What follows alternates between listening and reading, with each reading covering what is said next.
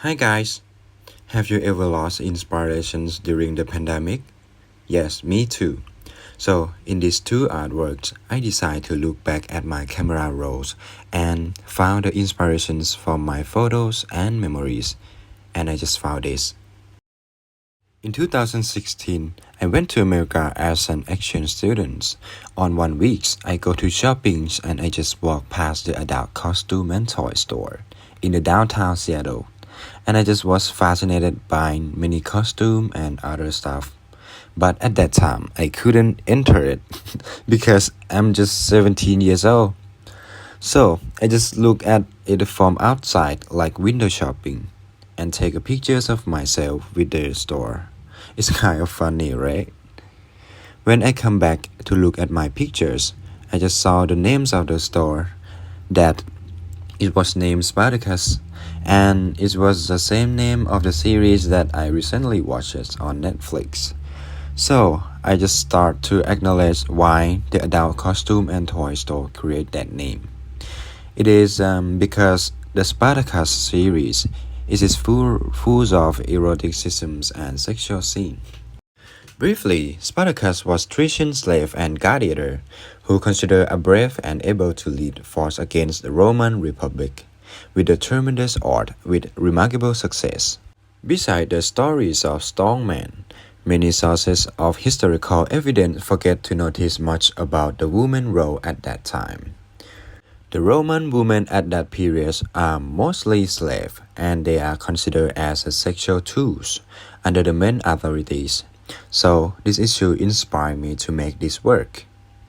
In this work named Hanging Bikini, in my artwork I just got the ideas from my photos, memories, and the series that I like, and that inspired me to make this artwork, which consisting of sexuals, erotics, women, and war. This sculpture was influenced by Klaus Oldenburg and Krzysztof Javakiv, and it was mixed with the two styles of these both artists together. From Oldenburg's style, I depict his pop art style that includes Dadaism, Surrealism, and the use of everyday objects. For example, this work, The Clothespin, 1926, and Spoon Bridge and Cherries, 1988. Shows the key ideas of Dadaism is based on deliberately irrationalities and the rejections of traditional artistic value. And Surrealism was about finding a bridge between the subconscious of human or imaginaries and realities. Furthermore, these both Oldenburg works show the use of everyday objects can be an art, and the people can find the meanings from it. So I developed the styles of Oldenburg's unique techniques from using daily objects to my artworks to expressive symbols and messages. From Krzysztof Javakiv, I depict the ideas from his early styles of work, in which he usually transformed the everyday object by wrapping and covering them up. I deliberately create my wrap work, which was influenced by Krzysztof's work such as Wrapping's Rich Estates, Berlin's in 1921 to 95, and the Port Neuf Rabbit, Paris, 1925 to 85, which are both representing the social and political issues, and it creates its own charm. In my artwork, I start to find everyday material from my room, and I got a fastener with the composers for a folder, wrapping films for food, and a hanger. So this will be the main materials of this work. And next, I think this material is not enough to express the feelings of art. So I went to the kitchens and picked more materials, and I got spoon, fork, and knife. So I start to wrap the hanger first, and I decide to bend the wire with the wire loop pillars to the shapes of bikini, which include the bra and underwear, and hang it on the wrapped hanger. Later, I decide to wrap the underwears and stick the knife, fork, and spoon in it. And yeah, it's done. So please let your own subconscious mind explain it.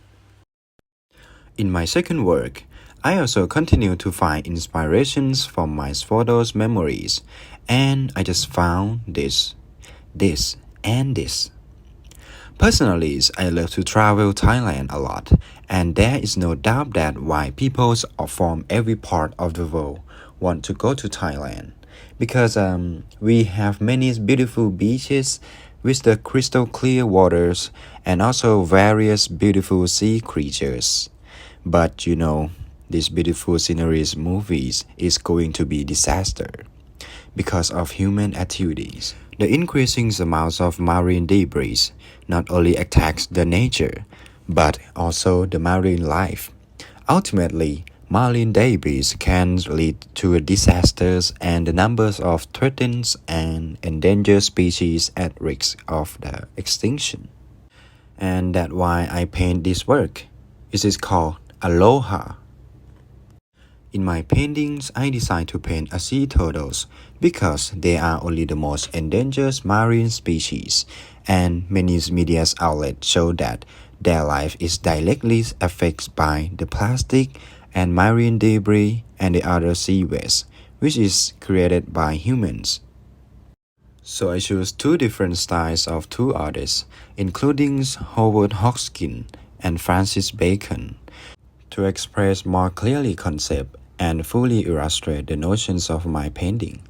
Starting with the Howard Hawkins style of the abstractions, dramatic brushstrokes, and framing works was influences to my paintings, especially these Hawkins works. Rain, 1984 to 1989, and Learnings about Russian music, 1999. I depict Hodgkin's style about framings by painting borders along the edge of his image or framing his painting first, and then painting the frames as a part of the compositions to evoke the memories and the movement through the colors and brushstroke. This work included Hodgkin's original transformation toward abstraction, which was about trying to show less and express more by not painting things the way they look, but painting them the way they feel, by focusing more on color and emotion. Another artist that I influences from is Francis Bacon. His style is unique, which include the elements of terrifying and associated with the expressions of horror. For example, Bacon's image series of 3 studies for figures at the base of a crucifixion, 1944, and Figure with Meat, 1954. Bacon believed the imaginaries of the crucifixions allow him to examine certain areas of human behavior in a unique way. This is the painting material that I use, which is A3 canvas paper, brush, and acrylic colors. In my paintings, I start to paint the frame first, which is influenced by Hodgkin rain, by using the colors of ocean blue, black, and white in the abstract style. And I also consist of the patchworks of the single brushstroke, and then make sure it does not interrupt the objects or the picture that I'm gonna paint inside. Next step, I continue painting inside the frame, which is mostly influenced by Bacon's 3 studies for figures at the base of a crucifixion. So I paint the background inside the frame by using the bright colors. 2 similar color influences work. It is called burnt orange, which can create a horrific sense. While waiting the background color dry, I just draft the picture that I'm gonna paint inside here. After the color dries, I continue painting the white pier pole in the middles of paintings and then paint the carcass of the sea turtles on top of it to provide more sufferings and violent mood. I got the ideas from Bacon's dominant animal crucifixions work, which is Figure with Meat. So, lastly, I decided to draw the sea's waist or the net around the sea's turtle neck. That reflects Bacon's theme about the crucifixions and harm of humans' behavior to the nature. What do you think? And did you like it or not?